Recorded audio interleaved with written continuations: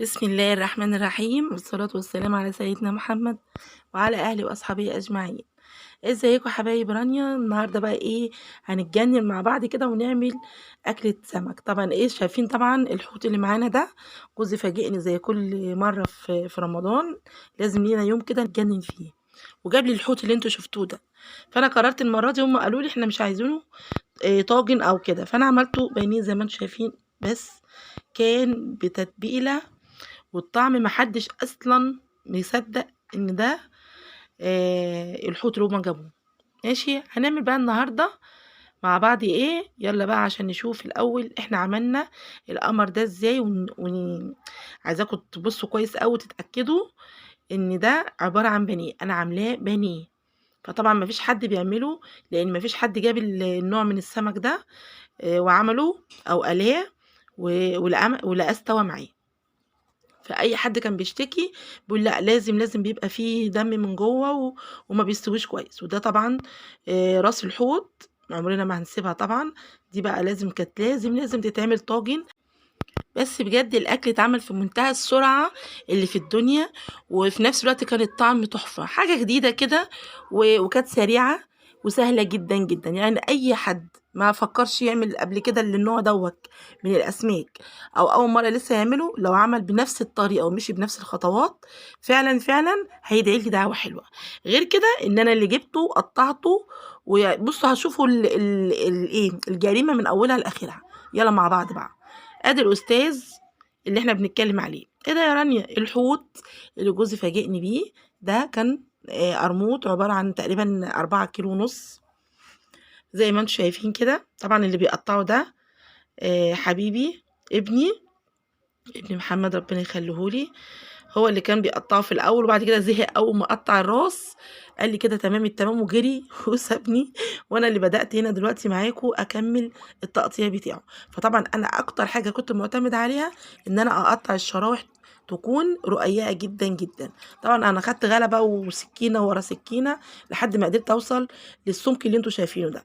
يلا بقى عشان نشوف التتبيلة بتاعتنا دي كانت عبارة عن ايه. بس والله بجد اعتمديها عندك على طول للأسماك. هي عبارة عن ليمونتين 2 حجم كبير، بس مقطعاهم بقشرهم، بس لازم تطلعي منهم البذر بتاعهم بنفس الطريقة اللي انت شايفاها دي. ومعايا بقى فلفل سبايسي أحمر وأخضر زي ما انت شايفة كده معايا، وفلفل رومي برضو، ممكن برضو فلفل رومي. ومعايا مثلا حوالي 10 فصوص توم أو نص راس توم. المهم انا بكتر قوي قوي الفلفل بتاعي. التتبيله عباره عن ايه؟ عن ملح وفلفل وكاري وكمون وكزبره، وحطيت حوالي ربع كوبايه من الخل علشان اعرف اضرب التوابل بتاعتي دي، او اضرب المكونات بتاعتي تتفرم كويس قوي. وحطيت معلقه كبيره مليانه كده هرميه من توابل السمك او بهارات السمك، بتجيبيها من عند العطار جاهزه، وبتفرمي بقى كل المكونات دي وبتطلع معاكي بنفس الشكل اللي انت شايفاه ده. والله العظيم فعلا لو عملتي التتبيله بتاعت السمك عندك بنفس الطريقه، بجد ولا اروع ولا اجمل من كده. ادي بقى القتيل بتاعنا بعد ما ظبطناه وغسلناه بالملح والليمون والخل، ونزلنا كل الدم اللي كان فيه كله، وخليناه بقى ايه قشطه فل اهو. بعد كده بنزل عليه بايه، بتبله بقى بالتتبيله بتاعتي، بتبله كويس جدا جدا، وبركنه لمدة ايه، يعني من نص ساعة لساعة بالكتير قوي. فانا يعني انا عايزة اقول لكم الاكلة دي كانت سريعة جدا جدا، هي بس كانت خدت مني غلبة في الايه، في التقطيع بصراحة كان صعب قوي، لان الشرايح ما شاء الله تبارك الرحمن كانت عريضة وكبيرة. بتبل كويس قوي قوي. طبعا احنا عاملين مع بعض قبل كده رز السمك، هشرحه لكم بسرعة جدا جدا ان شاء الله، لان احنا عاملينه مع بعض. احنا عملنا مع بعض، انا معروفة هنا في القناة بالسمك والمحشي ما شاء الله يعني.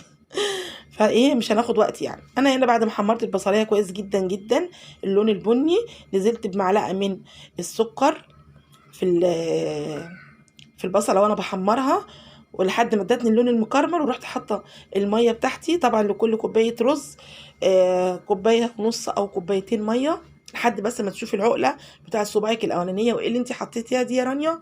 دي مرقه دجاج، وبحط قرفه وملح وفلفل وبس كده. وبظبط طبعا الملح بتاعي كويس قوي وبغطيها لحد ما بيغلي، وبعد كده بهدي للتسويه. تعالوا بقى نشوف التغطيه بتاعت البانيه بتاعتي او البانيه السمك اللي احنا عملناه.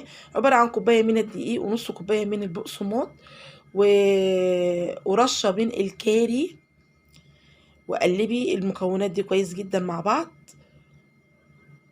وبعد كده غطي الشرايح بتاعتك وحمريها. طبعا شايفين انتوا دلوقتي شايفين ان الزيت حامي قوي؟ لا، اول ما بحطه بيبقى حامي كده. الصدمه الاولانيه دي علشان اي دم جوه يتسحب في لحظه، يروح خالص تماما. فانت لازم تكوني مسخناه في الاول. اول ما كده بعد ما بتاخديه، دلوقتي انا بهو هبتدي بقى اهدي بقى النار. يعني مش بهديها قوي، بخليها الوسط بس، علشان برضو ما تعليش النار قوي قوي طول الوقت لحد ما تلاقيه ني من جوه ومستوي من بره، او واخد تحميره من بره وني من جوه. تمام. بعد كده بتبتدي بقى تسوي بقى الكميه بتاعتك كلها اللي معاكي كلها بنفس الطريقه، ولا واحده هتبقى فيها دم ولا واحده هتطلع معاكي نيه اطلاقا. اوعدك بكده، واوعدك بجد بجد لو مشيتي بنفس التتبيله اللي احنا عملناها ونفس الخطوات دي.